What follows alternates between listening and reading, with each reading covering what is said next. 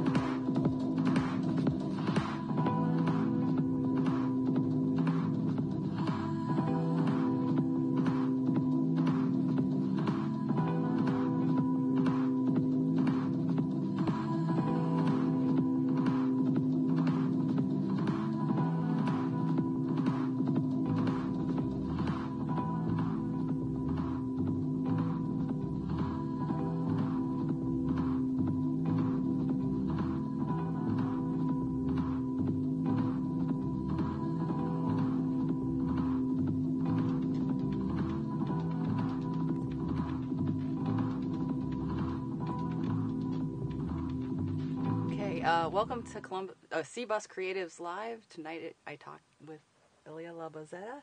I'm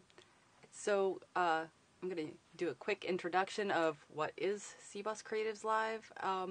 I talk to local artists of all types and mediums about their artwork, and we just have a discussion that usually lasts about an hour. And this was kind of a project that I wanted to start talking with others and talking more myself about my artwork, because I don't necessarily have a good way of articulating what I do. And so I thought, well, I'll start a show and start talking to people, and the more I talk, the better I'll get. And it is proving to be worthwhile. And it also provides a live public feed so creatives can talk about their art and practice and, like, show what they do. So, Ilya, I know you. I've known you for several years now as an artist and a musician. Do you remember how we met? Well, we talked about it earlier, and I did not remember, but I believe, since almost everybody in Columbus knows Daniel, I probably met you through Daniel at CS Gallery. I think that was it. And the first time I remember you, we were giving you a hard time because you were 13, I think. That sounds about right, because I was working at CS Gallery around 13, 14. Mm-hmm. And we were giving you a hard time for who we were calling Jesus. Oh, God, yeah. Yes. So that's what I remember. Infamous Jesus. Infamous Jesus, and we'll just leave it at that. So I think Daniel was the biggest culprit in that. Oh, of course. So how would you describe the type of creative works? So I started out with graphite and charcoal. I was never really big on using color, although I did try it for a little while. I was drawing like a surrealism, and then I went to realism for a while, went back to surrealism. I just realized I liked it more. And then I kind of stopped after a while. Like, I'd won this award at the congressional award that's hosted at the museum a lot. And after that, I kind of lost interest in drawing. I still do it for my anatomy class. But I went on to music. I take music everywhere I go with me, like shower, walks, school. Anytime I can plug in headphones or listen to music, I'm listening to music. Or I'm making music. I just found it to be a little bit stronger for me than drawing. And it showed me a way to It's just crashed completely on Facebook. Do you have it? Because it says it ended for me. Yeah, we're having a little bit of trouble. We are actually... Oh no, lost video. Yeah, people are complaining. Oh, that's the first... That's... Okay. Are we still live on... We are still live on the Instagram, which so we could probably... Bandwidth status is dead. Huh? Oh, okay. Well... Status, too bad to broadcast, is what Facebook is saying. Too bad to broadcast. Yeah, but is Periscope still working? I'm not seeing Periscope.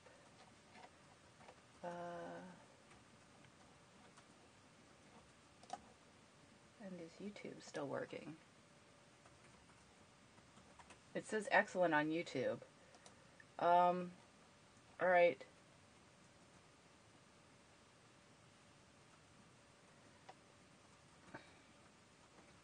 Alright, so we're going to stop and restart everything, I think.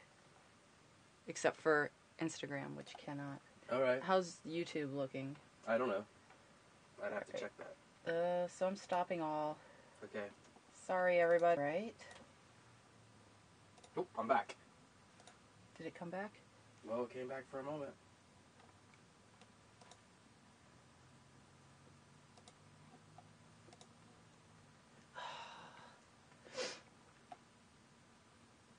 Is Periscope working? Nope. And this is why we may be leaving AT&T. Mm-hmm.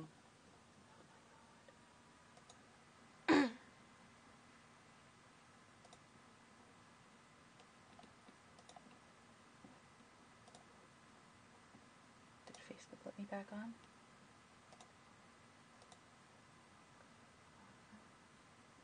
Come on, work.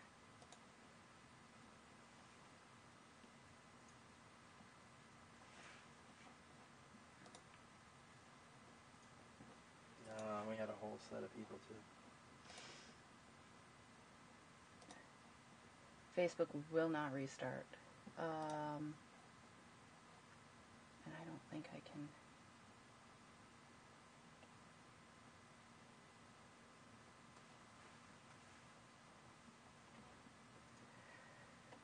And I didn't hit persistent link. Mm-hmm. Yep. I'll go in.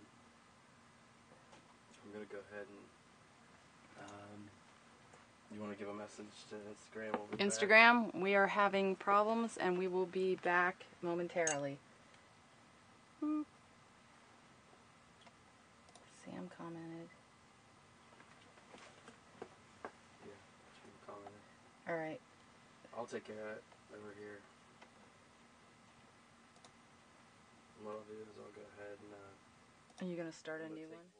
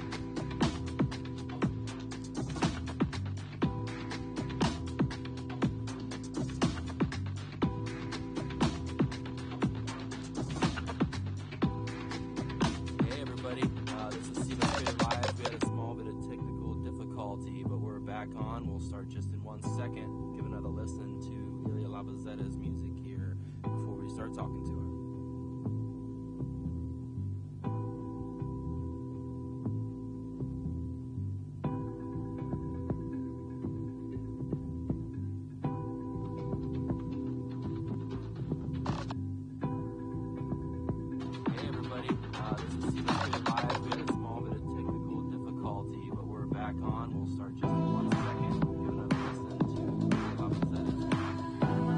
Start talking.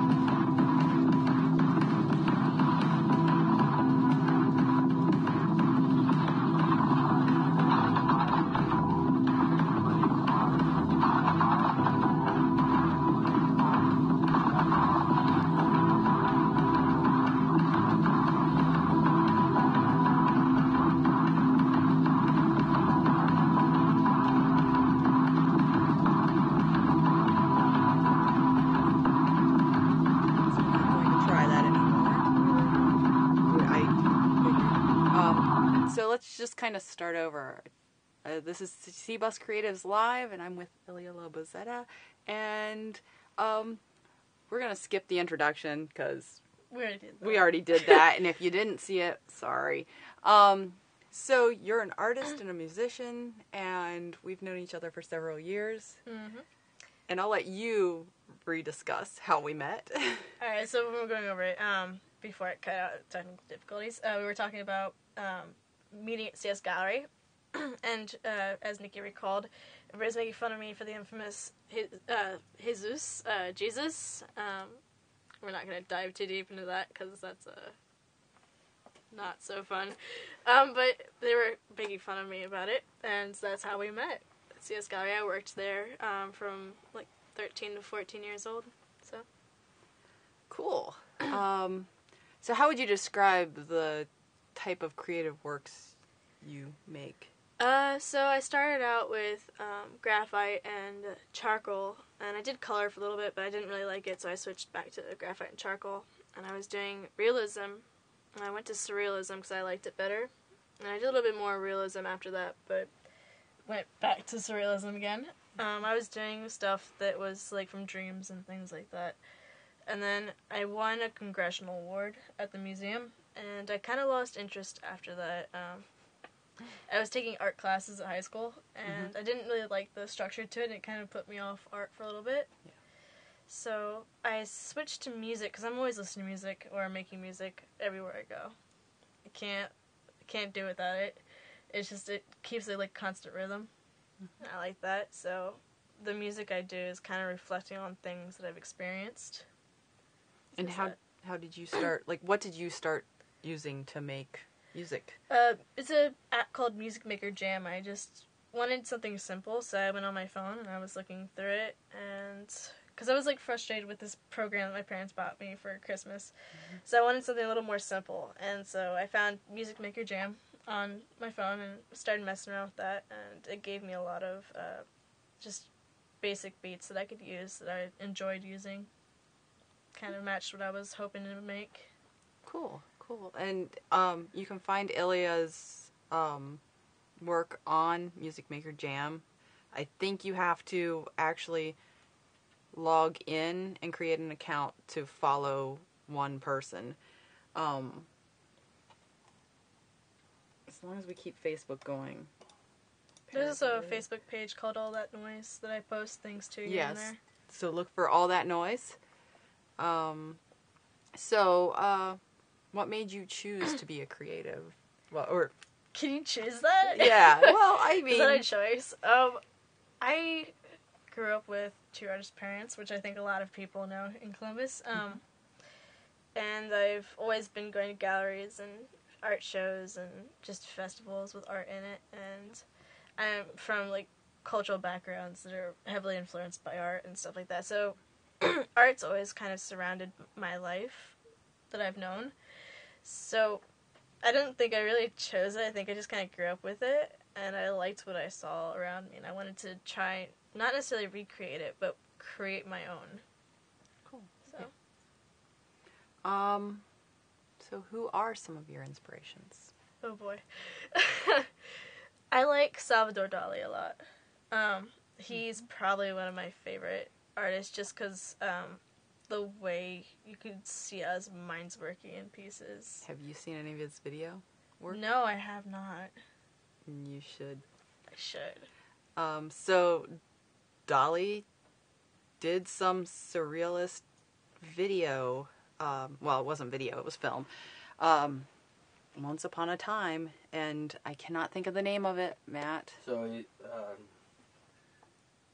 I gave- testing out a new mic system here. So Salvador Dali worked with Louis Buñuel to do Buñuel, yeah. Un Chien Andalou, or An Andalusian dog. Andalusian Dog.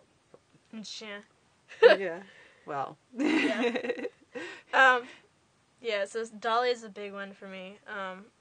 Trying to think. You know, I really liked Eminem for a while, and I don't do anything even close to what he does, but he was something that I really enjoyed listening to. There's a Lakota artist that I was listening to a lot for a while, and I still listen to his music, and I really like that. His name is Frank Wan. I listen to Logic, Jacob Lee. Those people, like, I like what they do, and I like their voices, and I like how they use the music around them and stuff like that. Especially the ones that are writing their own stuff. And I think we have a couple musicians on, if Sam's still on, and I'm not sure Jay can tune in tonight. So do we actually have? Sam, Sam is on the show. We also have Michael, Carol, and Nicole Desiree. And Nicole I think there were a really few likes, others. yeah, Nicole really is into music, so, I don't know where I was going with that. But they might know some of your references and Right. stuff. Miles Davis is another one. That's probably one of my all-time favorites. Awesome. So, and I know you recently created a video. Oh yeah, my interview video. I recently did an interview with Kate Morgan. She would probably be one of my other influences. I really like what she does. She is a painter. If people don't know who she is, I think a lot of people do though. She paints women with elongated necks and, her own words, crazy hair. They look like alien women to her. Mm-hmm. And so I was asking her about some of her processes and how she develops them and why she does it. Just what makes her passionate about what she does and the drive and all that. And it was for a show that I had put together that recently passed. So, yeah. It's just, I got the chance to work with her on that. So, we have a question? I just wanted to add that Kate Morgan actually has a big billboard as part of the Pop Art Billboard series on Cleveland Avenue, just above Elmore, where we actually live. So, cool. Is there anywhere we can see that video, or is it not released for? It has not been released yet. I'm still working on trying to get that out. Yeah, when I do, I'll probably post it up on All That Noise. Cool. So follow Ilya on All That Noise, because that's where you will see such things. Let's see. So I think we talked about another question. Oh, I had you come over once upon a time to create a piece of art and then pose for my Warhol-inspired installation of women. And Warhol's work, he was doing these screen tests, what he called screen tests. And it was people staring at the camera almost uncomfortably for the duration of film, which was usually like 15 minutes maybe. Matt, do you know off the top of your head? It was, and I think some of it was just whatever film he had left, so some of them varied, but and some of them, like, they were famous people, like Dylan. I can't think of the actress that was huge in the warehouse right now.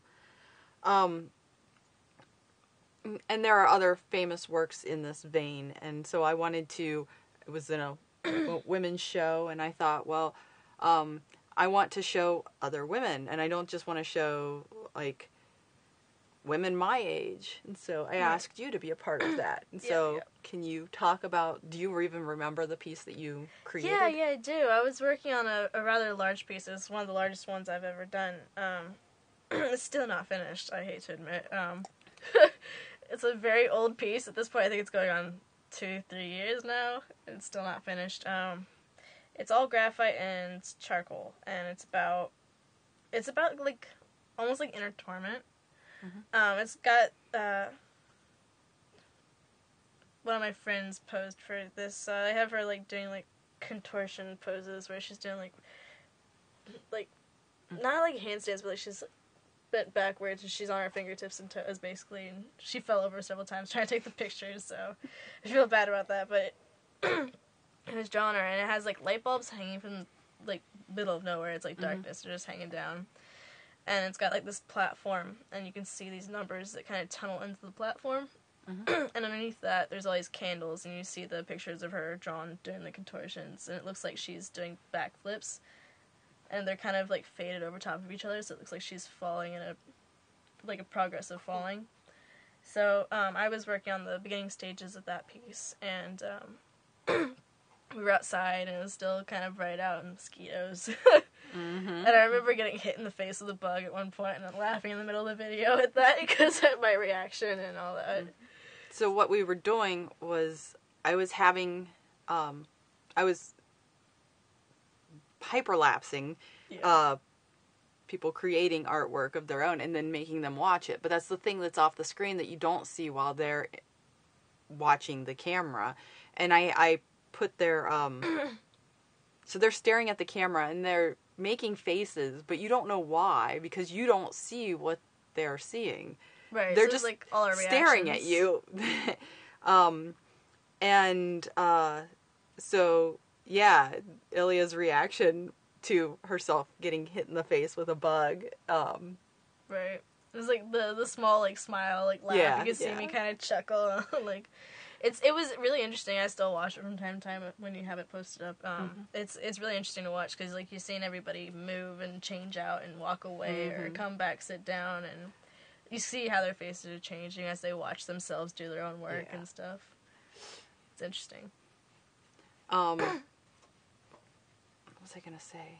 And the funny thing about that was that there was some sort of, like, I wanted it perfectly synced, so when one woman got up and walked out, she would appear on the next screen, because I had 4 screens, and so it was supposed to be like a clockwise, I guess so this way, clockwise movement of one taking the place of the other around this set of pedestals, these what I was calling monoliths, and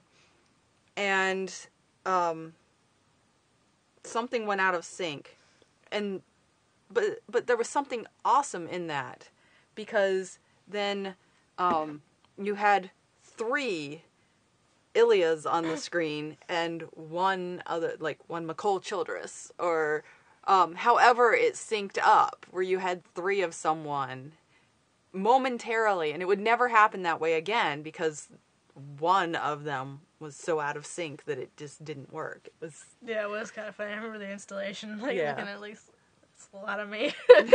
That's not how that's supposed to be. So, let's see. So, you want to talk more about your music, or?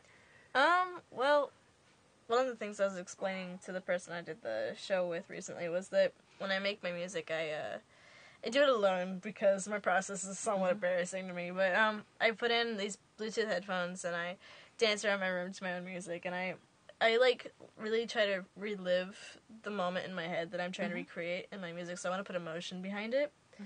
And so I'll like do something, and then I'll listen to it, and dance around to it, and then I'll go back to it and do it again, and fudge it a little bit more, and make sure that it's just exactly right. So if I'm like trying to create like the tempo of a heartbeat or something like that, and an emotion, you know, like when you get excited or something, your heartbeat raises and stuff like that. So it's like recreating those little details that make a memory emotional. And I find that interesting, because you're looking at med school. Yeah, yeah. And so, putting something like emotion, or well, like a heartbeat to represent emotion in your music and to simulate that, that's part of your study right now, too. Right. So. Just like the heavy bass drums, like boom, boom, boom, or like something a little faster. It's just like, I feel like if you can recreate some of those feelings, like it's easier for someone to like understand what's happening, even if they don't know what the song's about. Like if they're just going off the title, sometimes they can just fall into that emotion, or like they'll find their own story for it. Even that's okay too. But And we had opened with a bottle of turkey whiskey. Yeah. So I'm sure people are Curious. maybe have a memory of turkey whiskey. Possibly. I know I do. And it's not me. It's not me. I remember two friends, and one of them was drunk with wild turkey, and the wild turkey went flying across the room and decorated. She had all these posters of Xena on her walls, and her lovely collection of Xena was then doused in wild turkey. Oh God. Yes. Yes. Oh, God. The bottle didn't break, but wild turkey went everywhere. Right. No, I have had several people ask me, like, just like eyebrow raise, like, it's an interesting title for someone your age. Never really dived. Do we have a into question? that, We have a question. Ooh, question. Yeah, so we have a question from Nicole Desiree. She was asking, if you had unlimited budget, what dream project would you want to create? Unlimited budget. Can you buy people? That sounds kind of wrong. Yeah, but, like, you can kind of buy so does, people. Like, wait, does this unlimited project allow me to like freely choose like artists that I'd like to work with? If I had unlimited budget, I think that music's a hobby for me still. I don't ever plan to be a professional musician, I don't think. Unless it really takes off and people really, really enjoy it. It's, I really, really like doing it, but I'm very dedicated to my future medical career. But if I had unlimited funds and I were going to set up a project, I would really want to put together a really nice studio, like sound pads and all that, and proper microphones, because right now I have a really crappy microphone that I record some vocals on, because I'm trying to do that right now, like to incorporate new aspects to my music. I don't really have the ability to like make my own beats at the moment, so maybe like a nice keyboard. I mostly play with like synths, so like a synth board and stuff like that. That'd be nice. And if I could choose to work with certain artists, I don't know, someone like Logic or something like that, I'd like really like to work with someone like that. That'd be really nice. Cool. So, yeah. Cool. Any more questions, or was that it? That's it. That was it. Did Simon and Jennifer find the new feed? Are they there? Okay. We should wish her happy birthday. Oh yeah. Guys, if you don't know that it's my mom's birthday, you should tell her happy birthday. I feel bad because I've only seen her for like an hour today. So, happy birthday, Mom.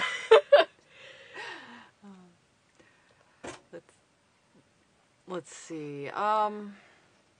Do you have any shows that are coming up? Like, potential shows, or... Well, I mean, Matt had talked about the possibility of overlapping my music with one of his pieces, but other than that, I don't really have anything coming up. I would like to. The last show was so hectic for me. It was like trying to keep up with like midterms and stuff like that, Yeah. and study for all that. And everything went just fine. My grades are okay, but it was a little stressful there for a little while. I was kind of in a rush to finish a couple songs, so maybe when summer break comes around, I'll have a little more free time to set something up. Other than that, nothing big, nothing like I just did. Yeah. Okay. So, McCall Childress said, that's a nice Xmas list. Who are you listening to right now? Who am I listening to right now? Artist-wise, so I've made an acquaintance friend. Like, he's not an acquaintance, he's a really good friend at this point, but he has turned me on to Bollywood movies. Yes! Yes! Bollywood is awesome! So, I am currently listening to the soundtracks. Like, this is the majority of them I listen to, is the soundtracks from Padmavati and Ram Leela, which are really, really good Bollywood movies. Ram Leela is a knockoff Romeo and Juliet story, except I like it a lot better than Romeo and Juliet. No offense to Shakespeare people, but and Padmavati is an old story about this woman who I don't know if I'd call her royalty, but she marries this king, and she's supposed to be like this most beautiful woman ever. And this king from farther off hears about it and he wants to meet her, but it's not respectful because he's like one of those people that like tries to buy or collect everything beautiful. So he goes there and he falls madly in love with her, and he's trying to steal his wife away from him. So this movie has very emotional soundtrack to it. It's really good. Other than those two Bollywood soundtracks, I'm listening to Logic and Jacob Lee, who is just on another level. Jacob Lee's voice is amazing. Let's see, what else am I listening to? I think right now that's the majority of them I'm listening to. How often do you listen to something? If you what am I trying to say? If you are trying to make something and something has inspired you, how often do you listen to that thing on repeat? Well, I'm not like trying to copy off of it. So like obviously Yeah. I don't want to like listen to it to the point that it's over influencing my music. Like I don't want to mock exactly what's going on. But something like I made a song called My Indian Friend, and it's like half what I do and half not Bollywood style music, but just like it mocks kind of how he is, and it came off somewhat Bollywood style just because of how often I listen to it. So like I would say I listen to things on repeat a lot. I recently lost all my music on my old phone, so now I've got like 3 albums to listen to, so that doesn't help either, but I've been listening to things on repeat a lot recently, so. Well, as a filmmaker, I zero in on a song that's like doing something for me, and then I destroy that song by listening to it so many Too times. much, yeah. And then, well, and if I'm asked to,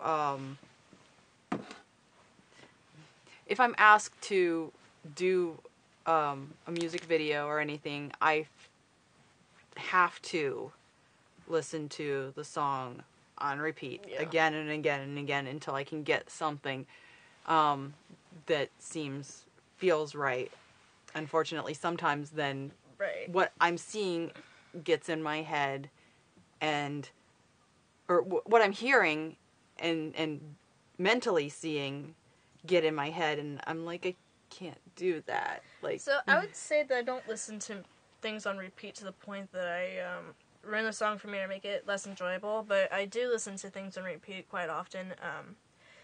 I wouldn't say like it's gonna overly influence my music because a lot of what I make is based off of how I feel about something or at the moment. Like if I'm frustrated, I might sit down at the moment and make something, and it might come off a little bit more aggressive than some of my other music because most of my music is kind of relaxed. So I wouldn't say that like if I listen to Logic on repeat, it would start to sound like Logic, but because most of it's based off of how I feel about something, so it would mock more of the emotion at the time. yeah. Do we have any other questions? Nope. Okay. He's just over there typing away. No? You raised your hand. Just comment, So McCall Childress says, I listen in heavy repeat. You never know when there's going to be a karaoke challenge. Oh, yeah. Oh, Gotta yeah. memorize all those lyrics. Pull out your skills. It's funny. You prepping for the next one, McCall? Because I know you won one. That's funny. No, I don't really destroy the song, but I feel like the rest of the world around me knows that I'm listening to the same song on repeat. Right, over and over. And then I get a little self-conscious, like, maybe I should move on to something else. But this is in my head right now, and I can't get it out. So, right. obviously, something is driving me towards that to create. And I'll make playlists based on what I'm working on. So, like, Goodbye Margaret, which was my car video, I made a whole car playlist. And it didn't matter if it was the worst song about cars ever. It just mattered that there was something in there about cars and that might influence me. Right. And so I made this playlist and then weeded it down. And that's how music tends to work for me. Right. I'd say I'm going for something a little bit more unique in that sense, is that I don't really want to, I don't want to copy anybody else, so I try not to overplay things, because at that point I feel like it's possible that I might try to incorporate some of that into my own stuff, but I try not to overplay anything too much, but we all know it goes on repeat sometimes. Oh, yeah, yeah. So we're talking about Bollywood. Mm-hmm. When we were in our undergrad, Matt and I were in classes together. And so when we were in our undergrads, we ended up in a Indian art class, which showed film. I'm trying to think. Nice. It was, I think we watched Kabhi Khushi Kabhi Gham. And they called it K3G was the acronym, like, to abbreviate it. They were all, so that's the one that I remember, turning us on. And then we watched a couple more after that. We have not taken the Bollywood trip in a while, but. Right. Like the one movie that I talked about, Ram Leela, it's a little bit more funny. Mm-hmm. At the same time, it's kind of sad, because it's the Romeo and Juliet mm-hmm. story for the most part. But I like it because it's very musical, and it has that music feeling to it. It's like it's not like American movies where you get into the music, it's got a soundtrack, and it makes the mood, but you don't really follow it all the way through. Like in Bollywood, they dedicate whole scenes to their songs where they dance and they have choreography. It's formulaic in a way, and I can't remember exactly what they were talking about in that class, but there's like a certain number of dance sequences, and they have to be a certain way, and they have to happen at a certain time, and it is extremely formulaic. Yeah. But then the viewership in India is it's far crazy. more interactive than it is here. Right. So my friend who was Hindi was saying, like, Bollywood actors can become scared sometimes because, like, if they play the superhero and they switch to a villain, all their fans are going to go crazy. They're just going to, like, riot in the streets because the people in India get so dedicated to these actors because they're just, like, passionate about the Bollywood films that, like, if an actor switches up who they want to play, that they might go crazy about it. Yeah. Well, sometimes we might do that over here, we too. do that, too. We maybe not quite as Are you the werewolf or the vampire? Like, God. Oh, yes. God. Well, I mean, that's Twilight. Yes, but that whole movie served to give women this, like, choice, right? And then Burger King capitalizes on it and pits the women against each other to the point that they're having fist fights over whether you are in this camp or this camp. Oh, which man do you love? Like, so we do obsess in that way too. In almost That's funny to me.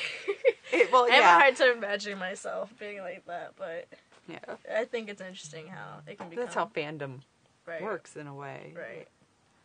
So. That's funny. Yeah, no, the Bollywood films are interesting, especially if you're a musical person. Like, if you can get past all the crazy looks and the the moves because you're just not used to it. 'Cause it's not your culture. It's actually really interesting to watch, and the plots are really well done. And there are several Bollywood films that are taken from Hollywood films and then made into something uniquely Bollywood. Yeah. They'll take a widely known story and make it unique. They'll put their own twist on it. Did we not see on Netflix When Harry Met Sally in Bollywood style? Oh no. Yeah, that ought to be awesome. Like the movie Ram Leela, something about the Romeo and Juliet. They put an interesting spin on it because like the music was done so great, it showed the tug and pull of it, but it added a whole new element because instead of being from like they were from rival families, but they put a new spin on it. They put them on like being like almost like mobs almost. So like they were like drug smugglers and stuff like that, and they were on these two sides and they did gun trade and all that. And it was just crazy. It was crazy. It was great. Do we have a question? Well, we just have a small comment going back just a step to when you were talking about the Twilight series, basically. And McCall was saying undead versus bestiality. I'm going to have to think about that a bit. I don't know. Taylor Lautner. I'm saying. It's not a hard choice if I really had to make one. Yeah. I think it's less about like vampire and werewolf and more about skinny, white, sparkly guy and kind of more colorful, So do you want stocky, long-haired guy. Do you want the buff dude or do you want the rock star? Like He cut his hair though. Sparkly. I would much rather have the werewolf guy than the sparkly guy. I'm sorry. Oh, yes, we went there. Oh. All right. Well, we were on a path. We were on a path. We were certainly on a path. I don't recall. Well, have you Sad to go there. seen any traditional dances? Because we've done a couple. I'm going to butcher this. Arigatrums. And they are traditional Hindu dances. And the first time I saw it, I was fascinated at that's where Bollywood is getting their moves from. Yeah, they do incorporate the traditional dances into some of those, and these are marathons. These girls that are doing this are dancing for like Prestige. an hour and a half straight. Yeah. In this recital, sort of. Yeah, Matt's going to put up a link to what it is. And it is exhausting and hard, and they're doing all kinds of like movements that like I'd be exhausted after one dance. I think any of us would be exhausted after one dance. Right. And they have to be in incredible shape to be able to not hurt themselves because of the kicks that they're doing with the squats that they're it's amazing, and just the athleticism of that dance form is so cool. And some of them perform with a actual band, like with traditional instruments and everything. They're on the stage, and some of them actually do perform with a recording because they couldn't get people, but it's just so cool. And so I saw the interesting crossover where that's where they're getting these dances in Bollywood. Yeah, it was interesting you'd bring that up too, because I just did the series of work, and I finished that series. It's done. I'm not gonna do anything quite like it again. It's gonna be its own thing. I'm gonna switch to something completely new, and it's gonna be kind of based off of like culture. The ones I want to focus on being Native American culture, Hindi culture, Buddhism, like those kind of like Middle Eastern and Asian area cultures. Also some Africans. I grew up with a lot of Africans, so I got used to like seeing the dances and doing the dances with them, and just like learning to kind of go along with what they were doing. And so I have that in me now, and it's a part of who I am. It's part of how I grew up. So I'm gonna kind of incorporate these cultures that I grew up with into my music. So that's going to be my next series of music, is kind of culturally based music. And a lot of what I want to do is, like, visualize dance when I'm making it.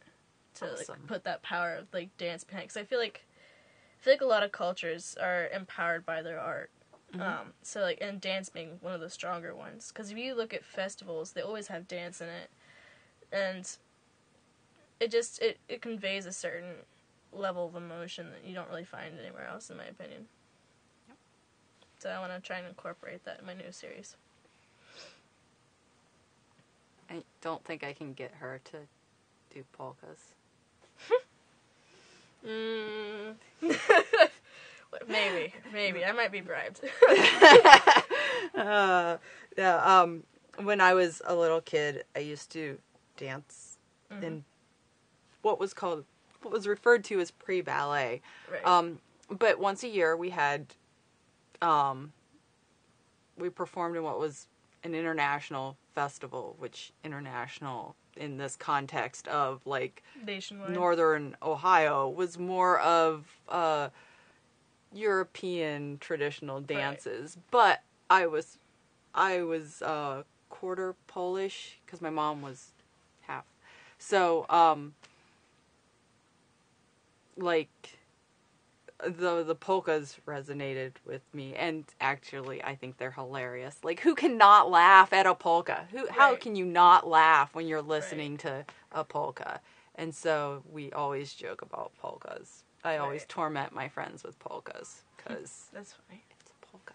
Like, I recently did like a DNA test, and so like dance has always been important to me, just as music. Like, I would actually say that even though I don't dance as much as I would like to, like, I'd like to do some sort of form of like actual like dance contest kind of stuff, like. But I've never really gotten the time to do it. When I was little, I used to tap dance, and so yeah, dance is just as important to me as You're music. Matt's new best friend now. Because I used to tap dance. He wants to learn to tap dance. I can teach you to tap dance. Don't remember how to do it. You have to get some nice shoes, though. I just recently took a DNA test, and I kind of want to. I've been like studying up on all the regions that I was from. So like South African, Middle Eastern, Mediterranean, Eurasian. I'm like half white, and the rest of it's like all those things. So like I want to kind of incorporate music from those areas into what I'm doing. Kind of want to base it off of like the people that came before me. Yeah. And pay tribute to that. So it's kind of some inspiration for my newer series that I'm about to start working on. Awesome. Very cool. Polkas. Polka's interesting in its own way. It is interesting. You can't completely write it off. No, but it is funny. Funny, yes. Funny's a good word. All right, do we have anything? You're over there wiggling, so no. All right, I had a good question. Anything else you want to talk about? I mean, you had brought up earlier about my plants and stuff like that. Cause I don't. Yes, let's talk about your. Says now you have proof you weren't left here by aliens. Ha ha ha! Very funny. Except now you're going to be cloned. They have your DNA. Here we go. Okay. Oh. McCall Childress asks, how do you keep track of your ideas? Well, even though I can be very forgetful, I think it's selective because I do have a near photographic memory, so I can remember a lot of what I keep. Like if I come up with an idea, if I know that I might forget it, I'll write it down or put a note in my phone. So a lot of it, for me, I always thought that if I couldn't remember it, it wasn't important enough to me to do something with. Like, and my dad makes fun of me for this. He says that's ridiculous. Write it down. But that's my dad. But I've always thought that if it was important enough to me that I was really influenced by it, I would remember it. So it just either comes to me or doesn't when I go to sit down and do it. Cool. Yeah. I have notebooks upon notebooks of ideas, so that I can flesh them out, or if I'm working on something, I write down an essay that I'm going through, and then revisit the essay later. And so the notebook will have other ideas in between the original essay, and the new version of the essay. See, for me, it becomes too structured. I'm not structured when I make art. I either do it or I don't. I don't sit down and write about it and describe it 6 ways to win 6. I feel like I'm killing it. Kind of. Yeah. It's too structured for me. What? Matt's over there laughing. What? Well, of course, your dad, Simon, logs on. He says, I'm right about that statement, about writing it down. But I don't, Nikki has notebooks upon notebooks. I don't write anything down. See? And there are things that I've been wanting to do for a long time, and they're still in my head. And there's plenty of things that I've forgotten about. And, if I didn't make them by now, then I'm probably not going to make them. Exactly, that's my thought on it. Like, if it meant something to me, then I was going to do it. But if I didn't care enough about it to remember it and actually put it into action, then it wasn't worthwhile. It wasn't worth my time. I use the notebook more when I'm, stuck. Mm-hmm. What? Instead of going around going, I'm not working on anything right now, then I can go back and go, okay, well, I had this idea, and this idea, instead of letting it get me down. And so, do any of those ideas resonate with me, or do they generate any new ideas? Or can I just go around saying, well, I'm working on this, and feel better that I'm not saying I'm not working on anything? Part of the problem I find with that is that, like I explained to you, my music's based off of emotion. So if I'm not feeling it, I could look at something written in a notebook and say, hey, I want to do this. But if I'm not feeling it, the music's going to come out crappy. It's not going to it's not going to give off the same mood as it would if I was doing it and actually feeling that emotion. I can't just sit down and say, hey, I'm going to make this, and it's going to sound like this. Okay, my computer went to sleep. I don't know if we're still on Periscope, to be completely honest. It kind of just, went black. So, we'll see later. Alright, my really good question that went out the window. Was it about plants? No, but we can talk about plants, because Ilya came into our house, and the minute that she was here, she gravitated to my poor plants. One of which she is friends with. They look like a mother. And he has a name, and we have not looked up who this really is. But the plant came with a tag. And that tag said Bill Takamatsu. Poor Bill Takamatsu. And so Bill Takamatsu is the name of my orchid. I didn't put him through plant rehab. He's probably going to he's never going to bloom again under my care, but he's still alive. I have not killed Bill Takamatsu, so you should be proud of that. Alive and happy are two different things. He's, suffering. My plants took a small hiatus this winter. I may not have a Christmas tree anymore because it can get back outside. So, yeah. Poor Bill Takamatsu.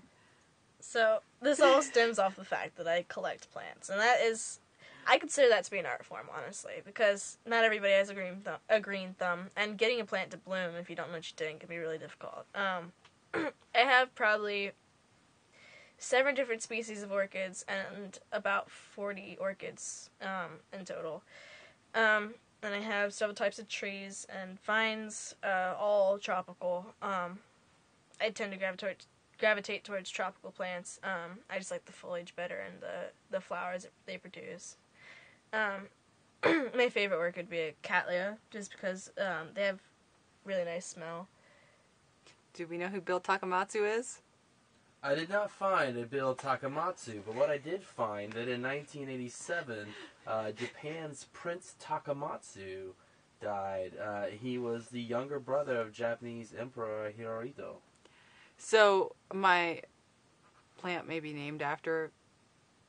No. I'm not going for that. But Bill Takamatsu. Okay. Bill Takamatsu. Yeah, so I recently decided that I was going to start off... Because I when I was first starting with plants, like, I wanted to, like, figure things out on my own just to see if I could do it.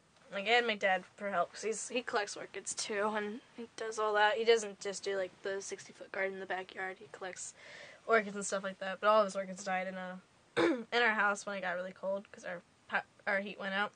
So, a few years after that, I started collecting my own orchids. And I'd get some information from him, or I'd look information up, and I wanted to figure a lot of things out on my own, just so that I could continue to, Just in case. Just in case. So that I could continue to, like, have a green thumb and just learn new tricks. And now I have 40 orchids and trees and vines. And I wanted to branch into aquatic plants. And I recently bought lotus flower seeds from India, which are still shipping here because it takes a really long time to get here from India, apparently. But I'm going to try and grow those. I don't know how that's going to go yet. But I decided that I wanted to do a YouTube channel, because when I was first starting out, I was trying to find information on certain orchids, and I couldn't find it. And when I did find information, it wasn't very good information. So I decided I wanted to put out informative videos on plants, and just show some of what I do and tricks and stuff like that. So look for those. They're going to happen soon. Soonish. Soonish. Ish. Seeds still might not get here for another month. Bill Takamatsu needs help. I could do a video about Bill Takamatsu. How to save Bill Takamatsu, everybody. That poor plant. I kind of think that Albert is dead, though, our Christmas tree. So we try to keep him alive, but he's mostly brown now. So unless you think you got some savior trick for that. No, I can't help your Christmas tree. It's not a tropical plant. I don't know how to do that. Same thing with my dad. I have an argument with Dad. I don't take care of the succulents, otherwise I kill them by accident. It's like, why didn't you water my succulents? Well, every time I water them, they die. So, yeah, I'm strictly tropical plants. I was all proud of myself because my Christmas cactus actually bloomed. One bloom, and then lost a bunch of leaves. So I was proud of myself for a moment. Hey, most of them are still alive. I have not. Most of them. Most of them. Most of them are still alive. It's funny.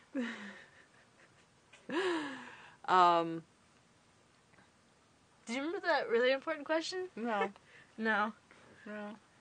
I think we kind of covered this, but Simon had just, was wondering if you wanted to talk any more about upcoming projects. Besides, so you got lotus seeds now. You got maybe some free time in the summer to do some music. Yeah. Anything else? Well, like I said earlier, me and you had discussed the possibility of laying my music over one of your pieces and possibly like shooting me some pictures so I could make something that kind of matches the mood of your piece.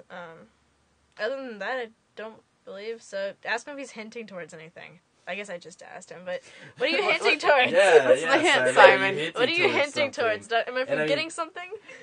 And I'm trying to figure out a piece. Is he to calling send you? No. There was a piece in my Instagram feed that you had that you liked, and but I can't seem to find the original files for it. So I'm currently in the process of hunting down the original files for that, so I can get a high quality export to send you. So Right. Well, let me already get that then, and I'll put something together. Here we go. Yep. So on the topic of plants, Nicole asked if there's any animal-friendly tropical plants you recommend. Are you talking about you don't want your cats to eat it and die kind of friendly? Because I guess phalaenopsis are pretty safe. I mean, I have a couple poisonous plants that my ferret got into, and apparently he's just really lucky because night blooming cereus are poisonous, and he decided to chew on them, and he's still alive. So, I don't know how that happened, but... Yeah, I say that about plants, and you shun me. You say that about your ferret, and it's okay. I don't know how he got to it, but somehow he knocked over my night blooming cereus and got into it. And now my night blooming cereus is in a dormant stage where it's not really growing. He really beat it up. I was kind of mad at him. It's a good thing he's cute. So what was the plant that first plant that you said that you recommended? Cattleyas. They're a type of orchid.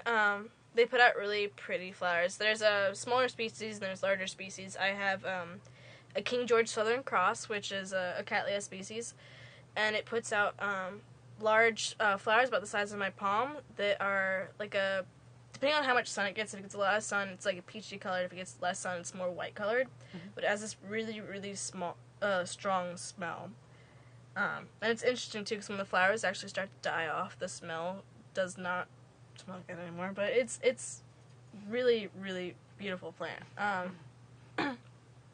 It depends on what you're looking at. Like Phalaenopsis are a good starter plant for someone who doesn't know what they're doing, and it's also fairly pet safe. If your cat decides it wants to take a bite out of a Phalaenopsis, it's not gonna die. It'll regret it, but it's not gonna die. And I don't think Cattleyas are poisonous, and they don't take much effort. Either of them do. Paphiopedilums, I don't know if they're poisonous or not, but I know that they take a lot of effort. So if you're a first-time orchid owner, I would suggest those. Well, based on McCall's jokes that she makes, let's not make it too difficult for her. Phalaenopsis. Let's go with Phalaenopsis on that one. There you go. There's actually orchid sale coming up at the conservatory next Saturday. They open at 8 to people who aren't members, and I plan to be there. And last year I carried 7 orchids home from the conservatory, which is a very, very long and painful walk. It's where I got Bill Takamatsu. Yeah. My mom didn't think I was going to get those home, and I got all 7 home. So in the midst of this conversation, Simon said he knew that we were working on some installations, me and Nikki, and wanted to know a little bit more about what was going on with those. Are we? I don't remember half of what I'm doing. Are you kidding? Oh, yes. So first off, there's a show on April 7th, and then there's your show at Block Fort, and then there's my show at Pennington Custom Art Studio. Yeah, so there's all that. Okay, yeah. Yeah, I totally forgot about things that are coming up very soon. Probably because... Yeah. So, Matt's birthday, we're doing a pop-up at Elevator Brewery. It's called 40-Year Mixed Bag. It's a bring your own pizza, there will be drinks kind of thing, and there will be several. It's a birthday shared with Daniel Colvin, and it will be of artists who have inspired both or worked with both Matt and Daniel. So yeah, that's coming up, and I think Ilya has been asked to supply some music, and if not, she's being asked now on the spot. So I'd be happy to do that. Now, the question is, do you want something new or do you want something old? I mean, I'm more than happy to just throw up your feed on Music Maker and just let that play. Yeah, that's fine. I'm actually hoping to get together with one of my oldest friends, Jay Rivers. He goes by Doc Rivers. Doc Rivs. That he's a guitar player, but he's also doing electric music now. And we're gonna hopefully come into this studio that you're all sitting in right now and record a set of songs so we'll be able to play some of your music and then play some of his music, right? So that might be pretty cool. At that show, it'll be one of the very first times that I'll be printing off some of my still works from like this 5-year compilation of all these mandalic works that I create and hanging them. So that should be kind of interesting to see. Cool. So there's that.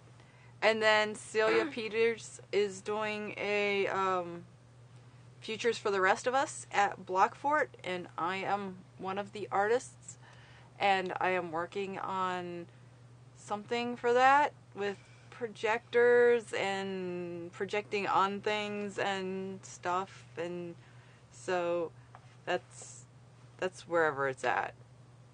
That's happening May 1st, I think. I think, because, yeah, I'm really good with the timelines here. I'm pretty sure it's not May 1st because my birthday is the 30th, which is Monday. Oh, which yeah, makes no, first it's Tuesday, not. and the show doesn't open So is until it like the 5th? Friday, so that would have to be like the 3rd and 4th. Yeah, let's go with that. Okay, all right. It's at Blockfort. There's stuff out there. You can find it. Yep. I don't want to talk about my own stuff. You kidding me? I think Simon was wanting us to talk more about collaborating, me and Ilya maybe. But I'll just mention really quickly that after that, then around Memorial Day, I'm planning to try to do a painting installation, which is still pretty hush-hush because I'm still working out a lot of the kinks, but it will be interactive and robots and paint and kind of have a political bend to it. I wasn't sure. Invites sent about that eventually. I wasn't sure, but I think that was one of the ones we were discussing. I'm not really sure, but I mean, I'm planning to send you some stuff so that like we can just. I have a bunch of stuff that needs music over top of it and other stuff, so maybe we can come up with a projection somewhere. We'll just have to see what happens. Photon bombing. That's where you take a projector out, put it up on a building, and don't ask for permission. Nice. And run like hell. Savage. When the cops come. Savage. Mm-hmm. So I think my question was going to be about like being a creative as a teenager. And that isn't really a question, so I'm just kind of leaving it. It's a question. It's an open-ended question, but it's a question. Being creative as a teenager, rough. I would say it's rough because like when I try to do my show, it doesn't always go smoothly. And like say I wanted to do something more with it, like I wanted to be a professional at it, it would be harder because I feel like maybe people wouldn't take me seriously. Maybe not at first, at least. I think it'd be hard to get started with that. I think because of who my parents are, it might be a little bit easier, but if I was just regular teenager, it might be a little bit more difficult. And the fact that I've grown up with so many artists and around people who own galleries would help too, but I've shown at galleries, I've done shows with my music, I've done awards, like I've entered in shows and stuff like that. So it's interesting for sure because like, you get the pressure of like needing to finish something by a deadline, but it's not the same as if your paycheck depended on it. Like, yeah, I'm not doing it with the anticipation that I will sell anything or anything like that because like, you don't really sell music. Like you can sell a piece of work, but it's harder to sell music. So like I've never really gone into that like thinking that I'm gonna sell my music or sell my tracks or anything like that. So it's hard for me to answer that question other than to say it's kind of rough because I don't like know where I'd start or anything like that. So, yeah, cool. Matt, what are you working on over there? Oh, I'm So Simon asked about, I think he asked about photon bombing, if that was like modern graffiti. So I was going to post a link to a great festival. It's called Digital Graffiti. It's the longest running festival. It's free to submit to. That's basically a festival of outdoor projection and photon bombing, digital graffiti, however you want to call it. Where basically take a white-walled stucco resort town and they turn the entire town into walls in which video projection is being put up on, of all different kinds. Some of it's mapped to fit into specific spaces. Like, there's some really cool stuff. I actually got to show some work there a few years ago, which was really cool. It's down in Florida.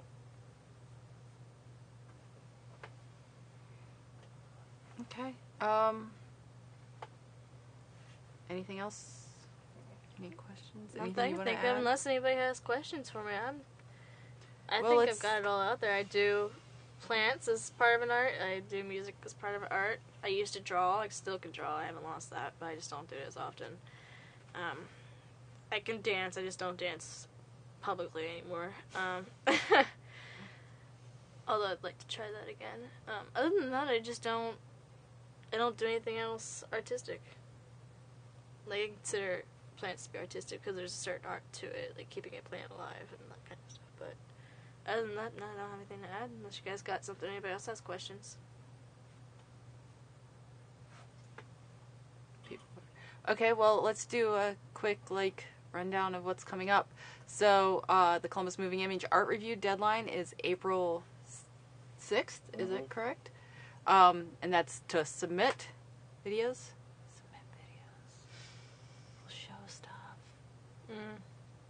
Wait, like music videos? Like, no, making a music video to my music? That'd be kind of cool, though. No, but that's a project. If I had unlimited funds, I'd like to make a music video. But you have a video that didn't get to show.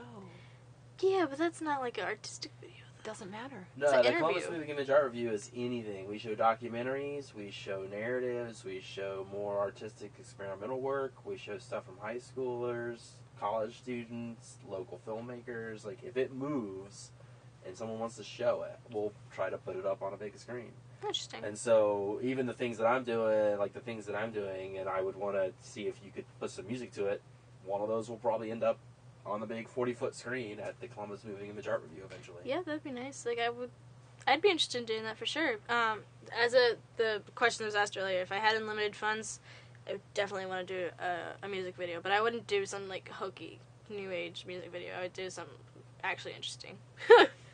Like, creative. Define hokey new age music video. Like, I'm not gonna do, like, the iconic, like, I was joking with someone that's, like, saying, like, you could call I gotta rephrase that. I was joking with somebody, and they said that, you could almost say angsty teen, like, for my work, because it's, like, emotional, and I'm a teenager, and people consider that to be angsty sometimes. So, like, I'm not gonna, like, try to, like, do a video that's gonna, like, mock like that. I don't think I'd do a video that was about the music at all. I'd just do something creative and fun to watch. Mm-hmm. Cool. So we do have one last minute question from Jen. It's like, do you think there's any art to anatomy? Ooh. Yes, I do think there's art to anatomy. I think there's a lot of art to anatomy. I think there's art to a lot of careers in general, but with anatomy, it's a lot of memorization. It's like any dance you would do. You have to memorize the dance. So anatomy, in a way, could be considered like a dance. You have to memorize where everything's at, what cuts you're going to make, where you make them, how hard you make them, like what muscles are underneath other ones. It's like layers of a painting. Like, my dad does this a lot, where, like, he'll paint something and the painting will be a brand new painting the next day. And it's like, that was really nice. It's like layers in the body. Like, you could cut a layer and there's one underneath it, and you have to know all those muscles, too. So, yeah, there's definitely an art to anatomy. When Ilya talks about cutting, she's talking about being a surgeon. She's not just cutting bodies. Well, randomly. I mean, well, they're cadavers, so you do cut cadavers, right? But yeah, but for the purpose of being a surgeon, yes. I'm not crazy. She's not Dexter here. I'm not crazy. I'm not just randomly cutting people.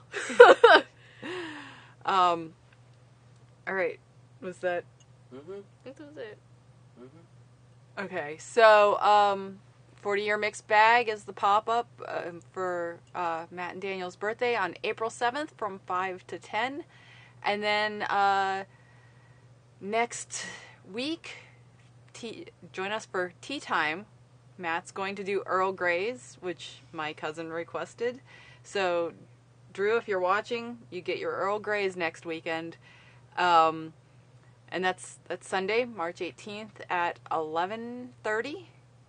And then the next show will be March 25th, and I asked Matt to be my guest, so I'm not sure how we're going to run everything and have guests, but yeah, so Matt will be my next guest, so he can talk about 40-year mixed bag, some work he's working on, and stuff for his birthday. So if there aren't any questions and there isn't anything else you'd like to add, are there any other? I think what we're going to do is we're going to roll out with one more song from Ilya. So if you're still watching and you want to stay tuned or you see this later, hang on, we're going to go back to our splash screen, and then we're going to pull up one of the other tracks from her channel on Music Maker Jam. So, okay. Was there one more question? Nope. Oh, wait a minute. We have one more. So Simon says Ilya should tell the eyeball story. Okay, so the eyeball story. You just had to bring up the eyeball story. I was in class, and it was a couple weeks into anatomy, and I've never really been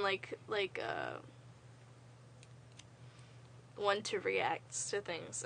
My group had a girly girl, someone who just didn't really like touching the things, and a guy who is fairly feminine. He's like my brother, so I'm not knocking him, but he's a very feminine man. Nobody wanted to touch the eyeball, and we had to dissect the eyeball and a brain.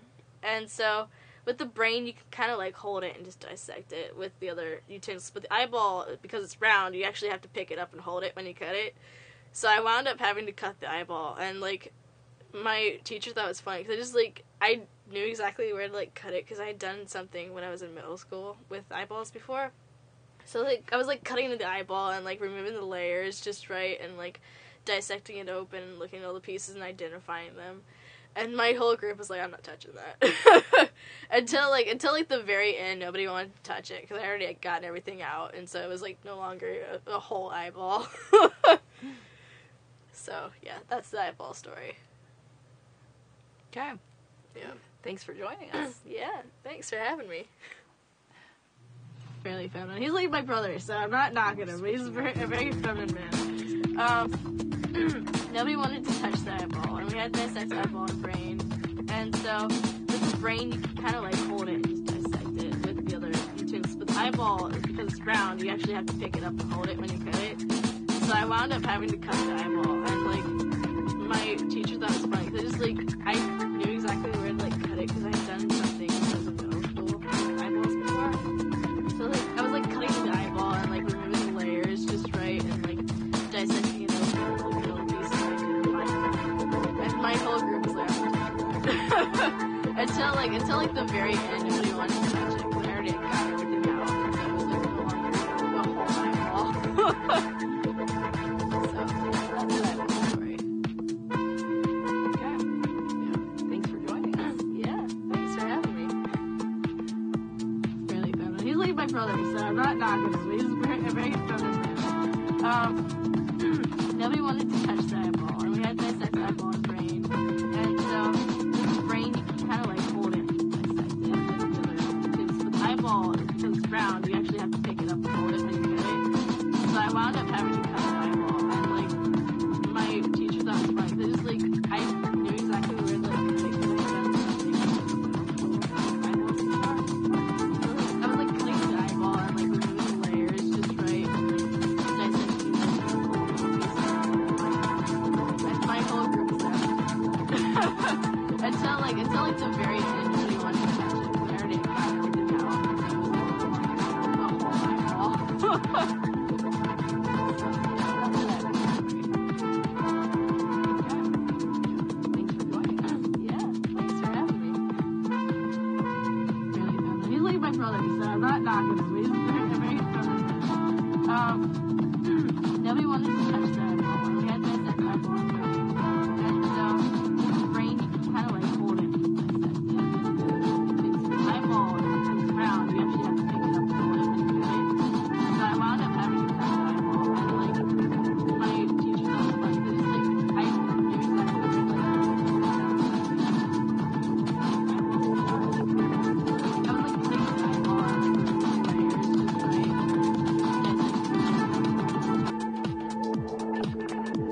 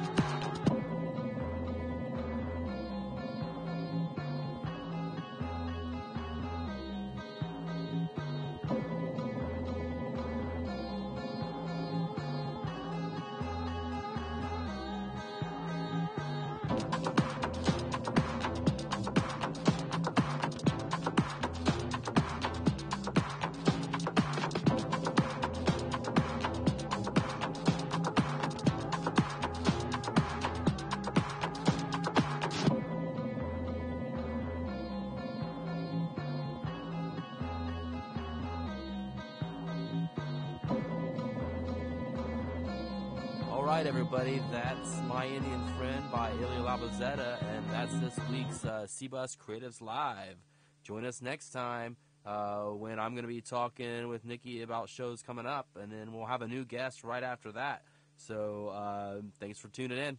We'll catch you all later.